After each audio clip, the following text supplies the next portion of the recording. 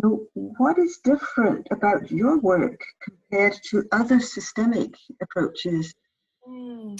At this moment, you will not find anybody else who brings a knowledge of the brain into their systemic constellation or family constellation work.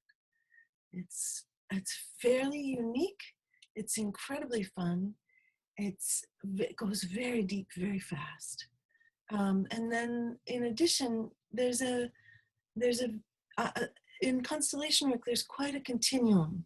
At one end of the continuum, you have facilitators who who are very clear about everything that they want to have happen in the constellation, and who tell their participants what to do.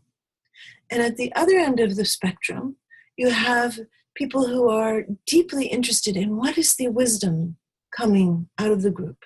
Mm-hmm. And if you come and you work with me, you'll get to experience how is it to work with a facilitator who is deeply respectful of and interested in what is arising. Mm-hmm. You already gave one example of this one woman of 76, yeah? Was that what you said? Yeah. Can you give us another example of how this works? Yes, one of the other components of this work for me is a sort of subset of constellation work that I call, and NVC really, that I call sacred vow work. So, for example, I was working with someone just yesterday who they're an EMT, an emergency medical technician. So they go out on calls and go to people's houses and work with people. And they had a patient die. And it had felt it just landed on them so heavily as a failure. And the person who had died had a lot of health issues. This person was an elderly person who had a heart condition and diabetes, and so there were a lot of contributing factors. It wasn't a matter of negligence. It was a matter of something inside this person was unable to move forward after the experience of losing their patient. And so as we kind of looked at that, one of the questions that I have is, how is the brain getting tripped up on something? What is the essence of what we're stumbling over when we're trying to come to the present moment? And so one of the ways to think about what we stumble over is, what kind of promises have we made to ourselves? What kind of oaths or vows have we taken in relationship to what our essence is? So for this person, their essence includes a deep longing for contribution. They love contribution.